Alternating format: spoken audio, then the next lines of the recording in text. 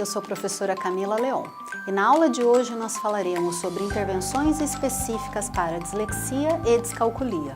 Em primeiro lugar, a gente precisa pensar que para dificuldades diferentes, a gente vai pensar em estimulações diferentes.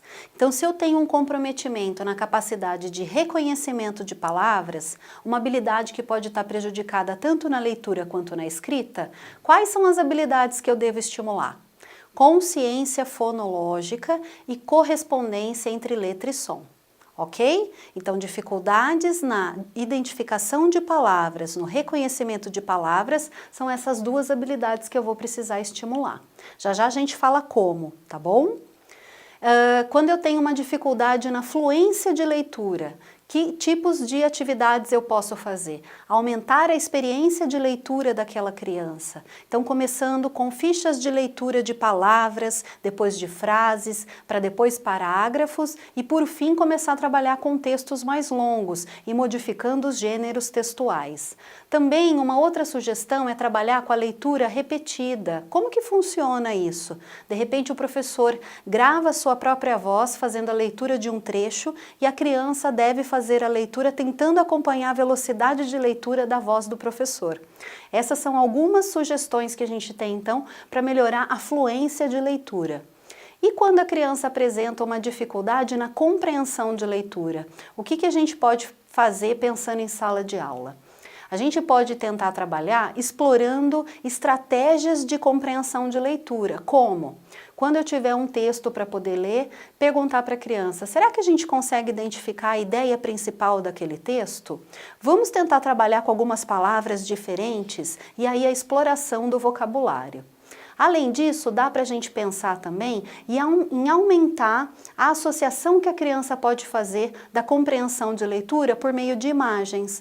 Ou talvez através de uma tabela na qual depois de ler um texto a criança deva preencher o que, quem, quando, onde, como. Então, através de estratégias específicas, a gente consegue auxiliar a criança a ter uma melhor compreensão de leitura.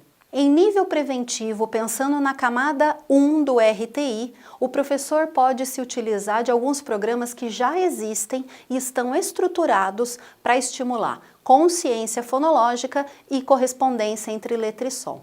Quando a gente pensa na consciência fonológica, a gente deve pensar em diferentes habilidades que fazem parte como se fosse assim, uma escadinha de habilidades, nas quais a gente tem habilidades mais básicas e habilidades mais complexas. Dentro das habilidades mais básicas, inicialmente o professor poderia trabalhar com consciência de palavras nas frases. Então as crianças precisam compreender que as palavras que elas falam, na verdade, não são uma coisa geral. E, na verdade, elas são um combinado de palavras. Então, uma das formas da professora trabalhar isso em sala de aula seria, de repente, falar uma frase, por exemplo, a menina é bonita. E falar, gente, será que eu posso trocar a palavra bonita por outra? E ir interagindo com as crianças. Então, uma criança pode dizer, sim, professora, a menina é inteligente, e assim por diante. Então, as crianças vão interagindo com a professora, trocando a última palavrinha dessa frase. Ao final, a professora deve fazer um fechamento. Vocês perceberam que quando a gente tira a última palavrinha e modifica por outra, muda o sentido da frase? Esse fechamento no final da atividade é que faz as crianças terem a consciência de que, na verdade, numa frase eu tenho um conjunto de palavras. Então, esse seria o primeiro nível de se trabalhar com consciência fonológica. Qual seria o segundo nível de consciência fonológica? Trabalhar com a segmentação e a aglutinação de sílabas. Então, tem aquele exemplo clássico da criança se apresentando, por exemplo, eu me chamo Camila. Lá. O que eu acabei de fazer? Segmentar as sílabas dessa palavra. Então a gente pode brincar de diversas formas com as crianças para que elas tenham consciência que uma palavra, na verdade, é um conjunto de sílabas. Posteriormente, o professor pode trabalhar com identificação de rimas e aliterações. Então o professor pode resgatar cantigas, canções e parlendas do universo infantil e, após brincar então com as cantigas, canções e parlendas, ao final fazer um fechamento. Gente, vocês perceberam que o João rima com limão? E a Maria rima com o quê? com Bahia, e aí brincando com as palavras das músicas, fazer a criança perceber que as palavras podem combinar no final, quando se trata de uma rima, ou no começo, quando se trata de uma aliteração. Por fim, o último nível que a gente esperaria que as crianças chegassem dentro do que a gente chama consciência fonológica seria a consciência fonêmica, ou seja, a consciência de que numa palavra eu tenho uma combinação de diferentes sons. Então, tentem adivinhar que palavra é essa daqui que eu vou falar para vocês. K, A, Z, A. Que palavra formou? Se você acha que eu falei casa, você acertou e você conseguiu aglutinar os sons então dessa palavra. Eu dei aqui para vocês alguns exemplos de níveis mais básicos até a gente chegar em níveis mais complexos de consciência fonológica.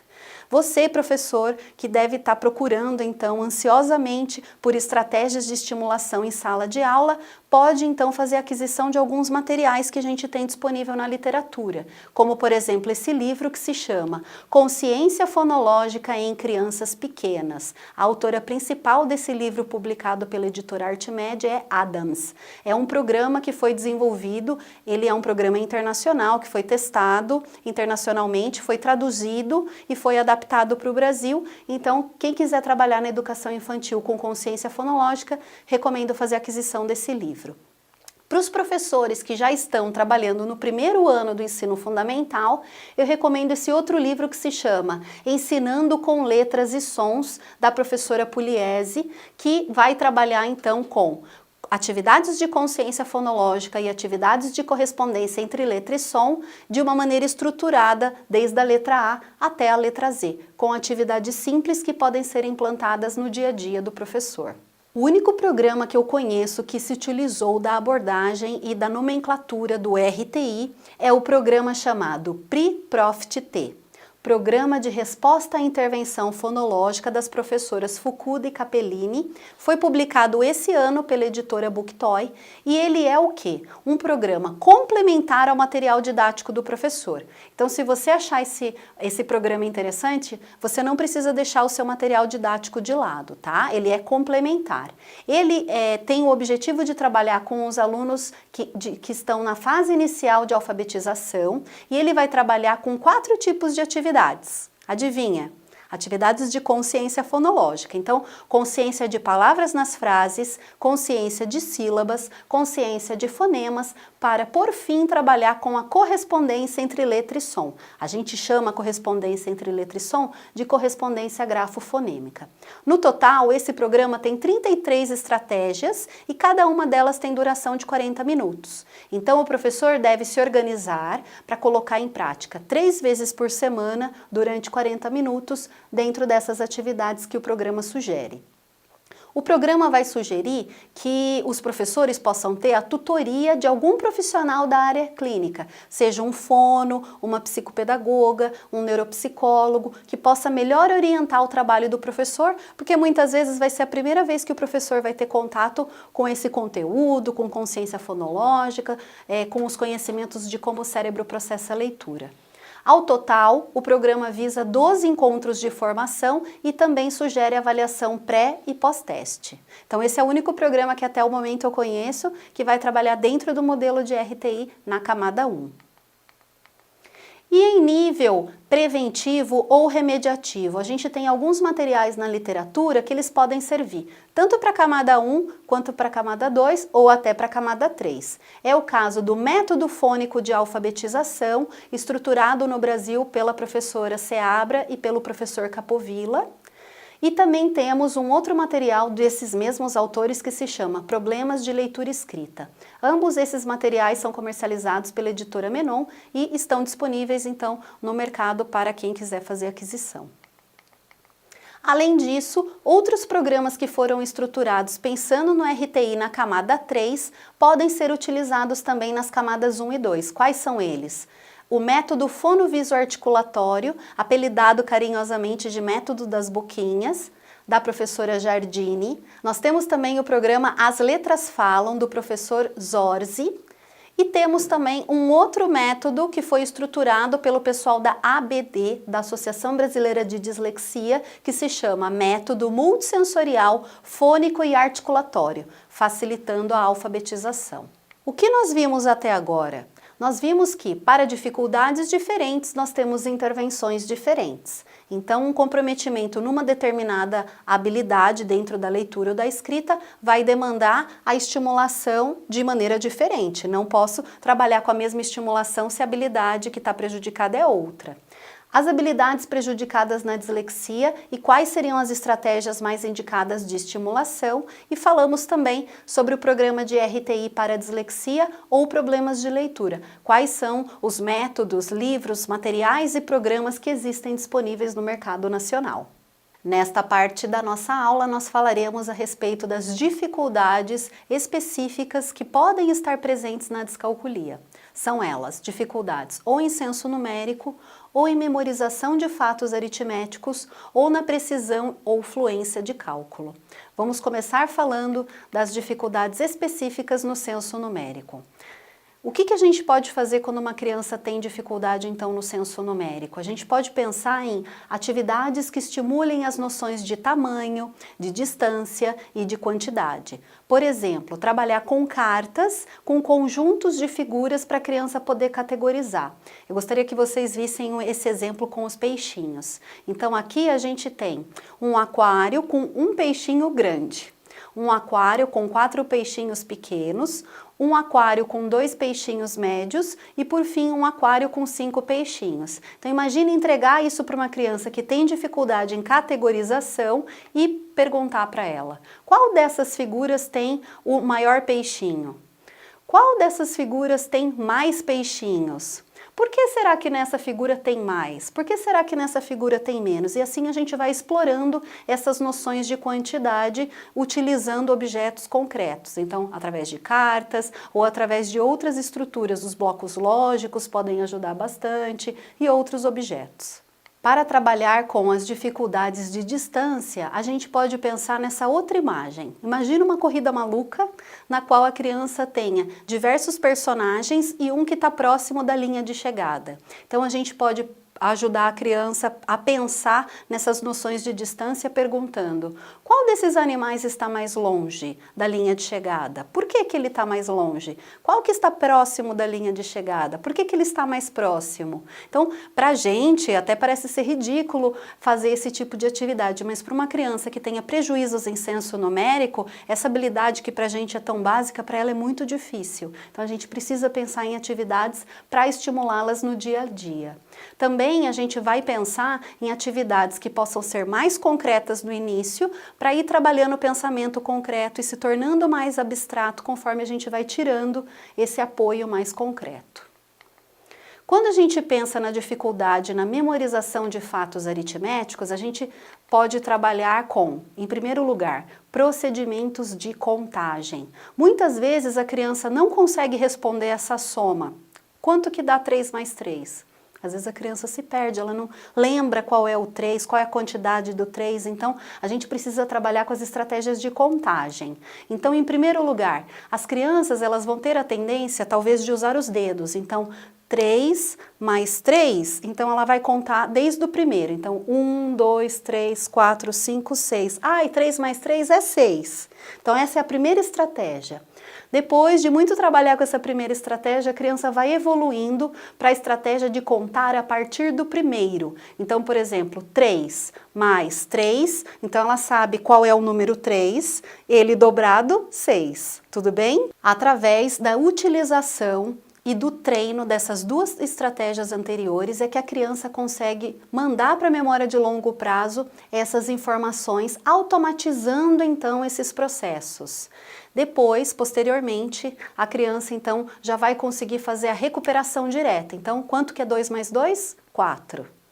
E a criança também pode fazer uso de outras estratégias, como por exemplo o processo de decomposição. Então, por exemplo, nessa soma, 8 mais 6, a criança que ainda não automatizou essa resposta, ela pode fazer o seguinte cálculo: 6 mais 6 é igual a 12. Tá faltando quanto? 2, né? Então 12 mais 2 é igual a 14. O processo de decodificação auxilia muito na automatização da recuperação dos fatos aritméticos. Além de trabalhar então com os procedimentos de contagem, é importante a gente deixar a criança fazer o uso de algumas estratégias, como por exemplo, utilização dos dedos ou utilização de objetos, de material concreto mesmo para contar. A criança pode fazer inicialmente a contagem verbal, para depois passar a ter uma contagem silenciosa. Todas essas estratégias de contagem, elas vão auxiliar no processo de memorização dos fatos aritméticos. Então, quando a gente fala de estimulação para memorização de fatos aritméticos, a gente está falando da automatização de processos e não de decorar mecanicamente esses processos. O que faz aí a diferença é que quando o professor estimula através dessas estratégias, a criança entende conceitualmente o número, a quantidade, o processo de contagem, até isso ser um processo automático. Quando a criança apresenta dificuldade na fluência de cálculo, o professor deve, em primeiro lugar, tentar entender como essa criança está calculando. Então eu vou falar para vocês uma conta e vamos verificar se esse resultado está correto. 53 menos 17 e a criança marcou 44. A gente sabe que esse cálculo está errado, mas por que ele está errado? O que será que a criança fez para ela chegar nesse 44? Ela fez 7 menos 3, 4.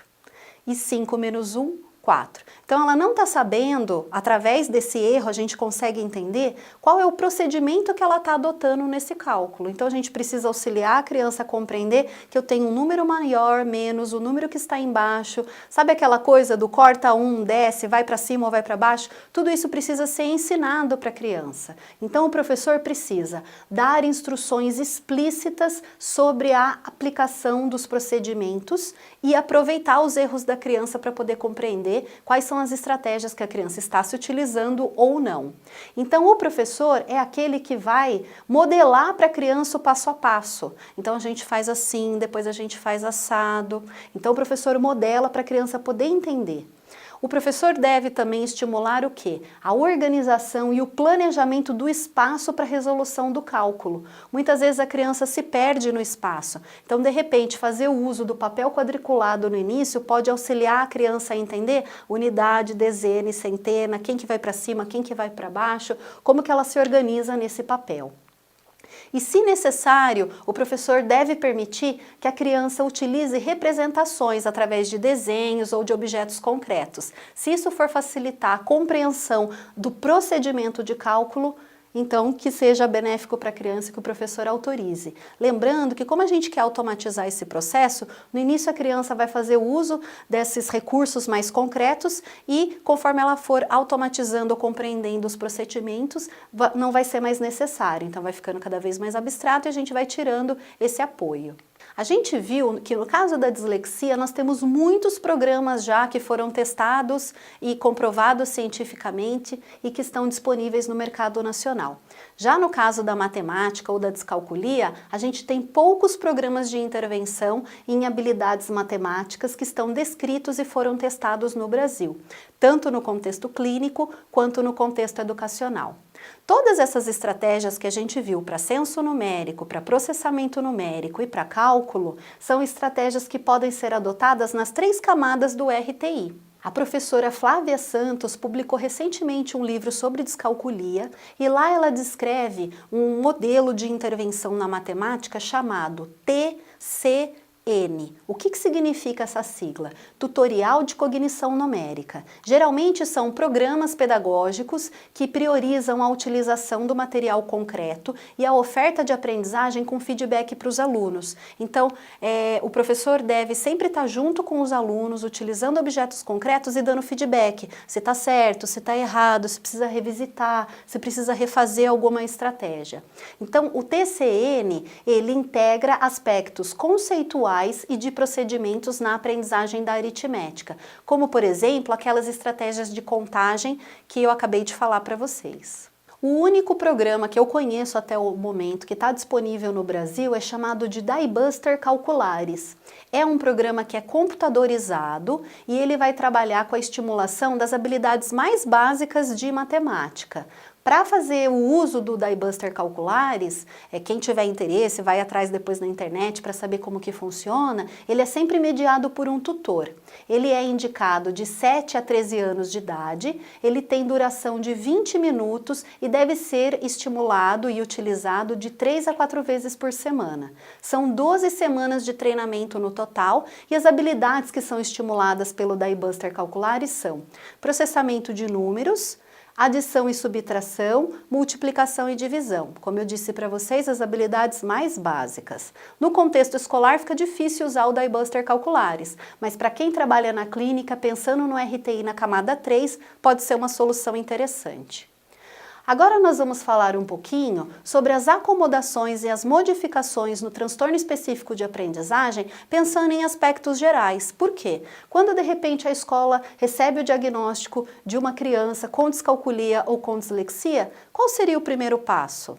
O primeiro passo seria trazer a conscientização e fazer a sensibilização da comunidade escolar sobre o transtorno específico de aprendizagem. Como? Através de aulas, de debates e de vídeos. Tem muitos vídeos na internet e filmes que retratam, muitos não, né? Filmes a gente tem poucos. Eu gostaria de deixar como exemplo o filme Como Estrela na Terra, Toda Criança é Especial, que retrata um pouco das dificuldades na dislexia.